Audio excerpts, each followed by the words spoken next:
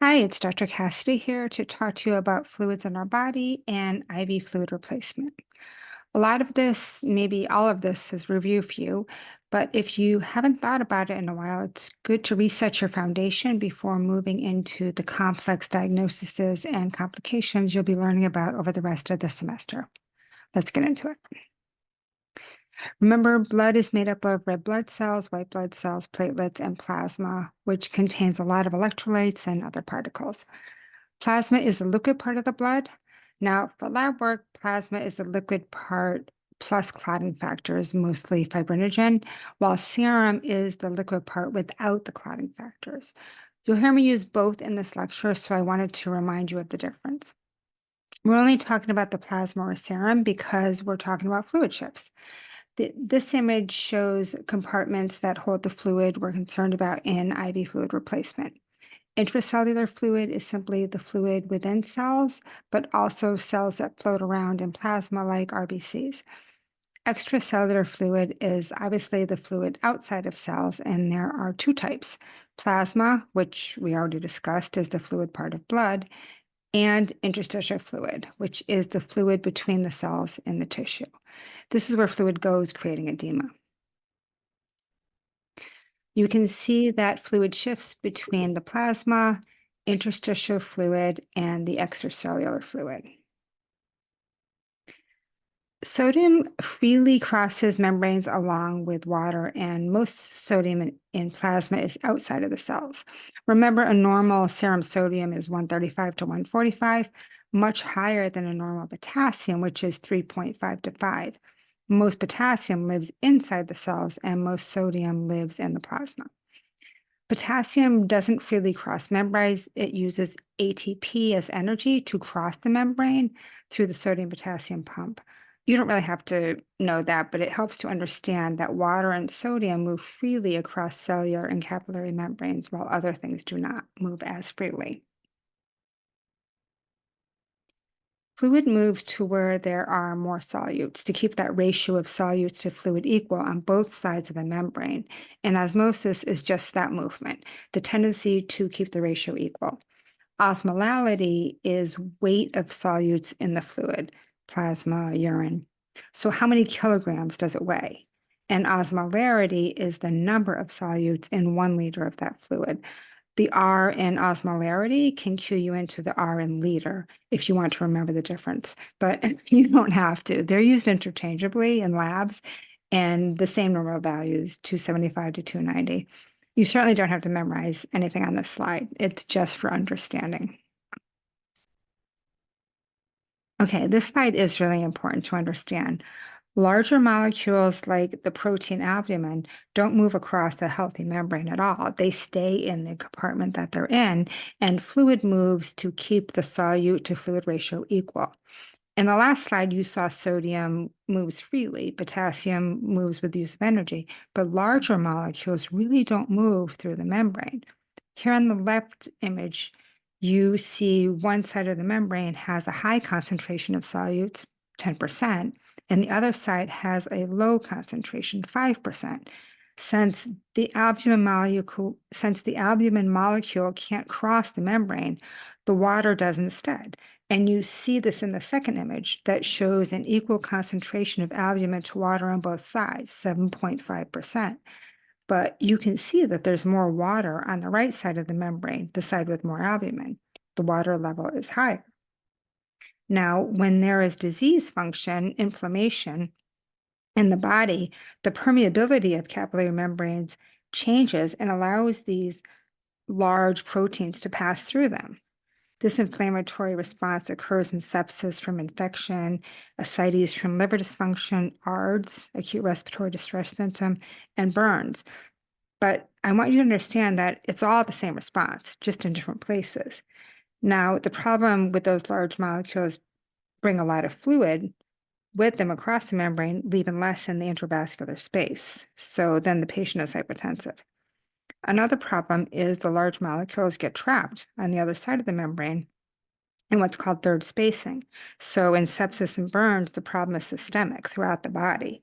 In ascites, the fluid gets trapped in the abdominal cavity, and in ARDS, the fluid gets trapped in the lungs. There's also a response from lung disease that causes fluid to leak into the pleural space, causing pleural effusions. These are all third non-functional spaces. Tonicity is the amount or number of solutes in a fluid relative to plasma. Plasma is the baseline that IV fluids are compared to for categorizing. I remember tonicity by thinking that the solutes tone up the fluid, giving it bulk, like muscle gives tone to a body. It's not really true, but it's how I remember what tonicity is. More solutes, more tone, higher tonicity. So a fluid that is hypotonic has less solutes in it, fluid, and when you give it to the patient, their plasma fluid moves into cells, right? Like in image A, because it wants to keep the fluid to solute concentration stable. And you just put a ton of fluid with a small amount of solutes into the patient, and the fluid moves to where there are more solutes within the cell. Fluid that is isotonic, image B, has the same amount of solutes as plasma, so it doesn't cause fluids to shift in or out of cells. Fluid that is hypertonic has more tone, has more solutes, image C. It causes fluid to shift out of cells into plasma, again, to maintain that solute to fluid ratio. Now, these IV fluids all have a purpose depending on the patient's problem.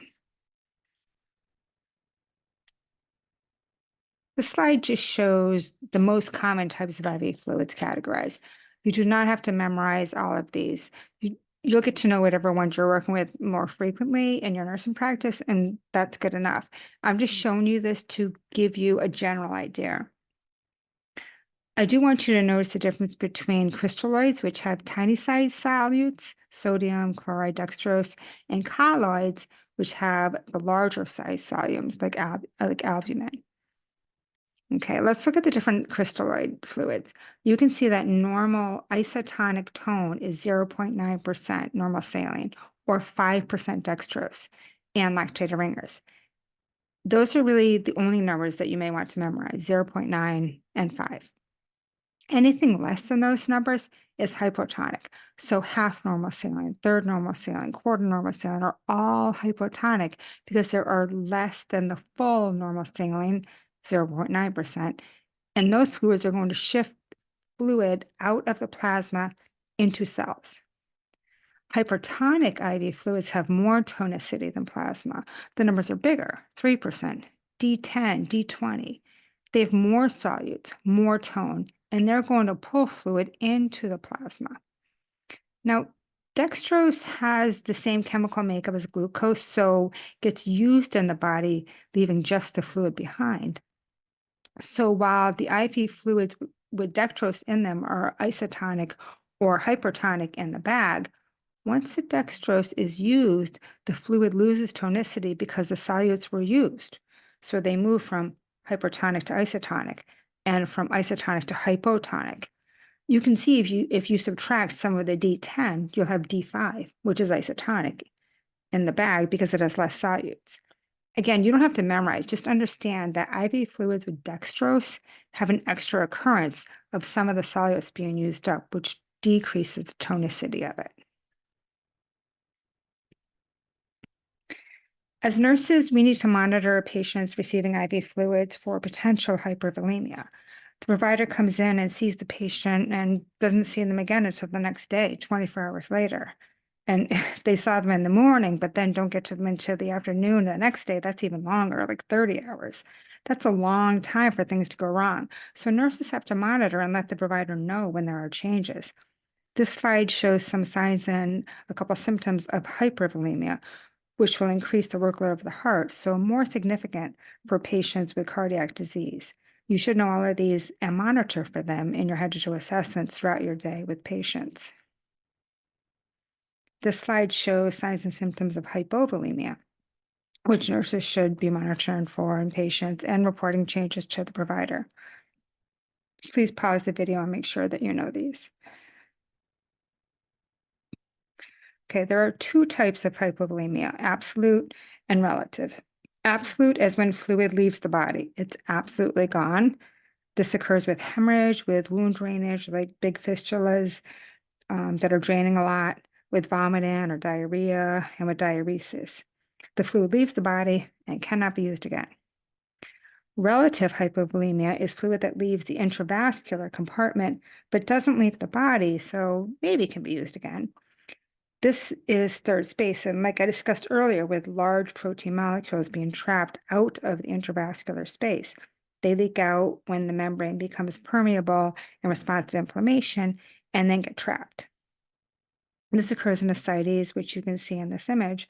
It also occurs in sepsis, ARDS, pleural effusion, and burns. To review, first spacing is the fluid being exactly where it should be, in your arteries and veins, also known as the intravascular space. Second spacing is fluid that's leaked out where it should be and is now in the interstitial space, like edema or swelling from trauma or surgery, but can easily move back into the intravascular space. And we see this when we elevate a swollen limb and edema goes down. The fluid moves back to where it belongs. And third spacing is when fluid moves and becomes trapped because large molecules moved with it. Those trapped large molecules are keeping the fluids there because the body wants to maintain the fluid to solute ratio. Then we sometimes administer large molecules, albumin, IV, into the intravascular space to pull the fluid back into it. And sometimes the patient needs to have fluid manually removed, like with a paracentesis for ascites or thoracentesis for pleural effusions. Okay, let's review nursing interventions for a patient at risk for fluid imbalance. Monitor and trend vital signs, blood pressure, heart rate, respiratory rate. Hypovolemia can cause low blood pressure, but the heart rate and respiratory rate will increase trying to compensate to perfuse vital organs. Hypervolemia can cause high blood pressure. All that extra fluid means higher systemic pressure. Monitor and trend electrolytes because you can have electrolyte imbalances with fluid imbalances. Monitor and trend INOs and document so you and others would be able to adequately trend volume status. If the patient has heart, renal, or liver disease, monitor and trend daily weights. And with ascites, then you will probably be measuring daily abdominal girth too. Monitor telemetry and heart sounds. Remember, dehydration puts you at risk for dysrhythmias, and increase in the workload of the heart with a lot of extra fluid does as well. Fluid volume overload can also produce an S3 heart sound. Remember that S3 sound comes in early diastole when all the extra fluid comes rushing in to the ventricles, and it sounds like Kentucky. Don't confuse it with S4 heart sound, which occurs in late diastole when the ventricles are almost filled and the atria contracts, squeezing out more blood. You can't normally hear that forceful expulsion of blood when the atria contract, but if the ventricular heart wall muscles are stiff, then you can hear it. That's the S4 heart sound, and it sounds like Tennessee. So S3 is Kentucky or lub dub dub, lub dub dub, and S4 is Tennessee or lub lub dub, lub lub dub. Both are best heard at the apex of the heart with the bell of the stethoscope. And of course, report concerning findings to the provider. It's easier to do now with hospital secure texting systems like Cortex or TigerText. I know it can be intimidating to tell the provider something. What if they think it's not important? What if they think I'm stupid? I felt that way many times, but I encourage you to not beat yourself up, not to struggle with it. Just send the text. It doesn't say anything about you except that you're closely monitoring your patient. If a provider is annoyed with a nurse telling them something, that says something about the provider, not the nurse. Assess for changes in mental status. Assess for fluid in the lungs. Are there new or worsening crackles? Is the respiratory rate increasing? Is the patient using accessory muscles for breathing? Is the SpO2 decreasing? Do they have a cough, frothy sputum? All of these can be related to hypervolemia. Assess for poor skin turgor with tenting and dry oral mucosal membranes. Could mean the patient is dehydrated. Skin also may be pale and diaphoretic with hypovolemia. Assess peripheral pulses. Are they weak and thready because of hypovolemia? Are they bounding because of hypervolemia? Increased capillary refill time greater than 2 seconds could mean hypovolemia, and edema could mean hypervolemia. Assess for JVD, jugular vein distension, and abdominal distension, which both can occur in hypervolemia. Again, report concerning findings to the provider. Also, I want to let you know that we are really good at starting patients on IV fluids, but not as good as stopping. As a nurse, it's your responsibility to notice and report signs of hypervolemia to the provider. Remember, increased fluid volume in the body increases the workload of the heart. It's a fine balance, so please don't be afraid to ask the provider if it's time to stop the IV fluids. These are the references for the images I used, and this is my contact info. If you have if you have the electronic version of these slides, you can click on the book an appointment to schedule office hours with me. You can also email me, and of course, I'm easy to find before and after lecture. Thanks.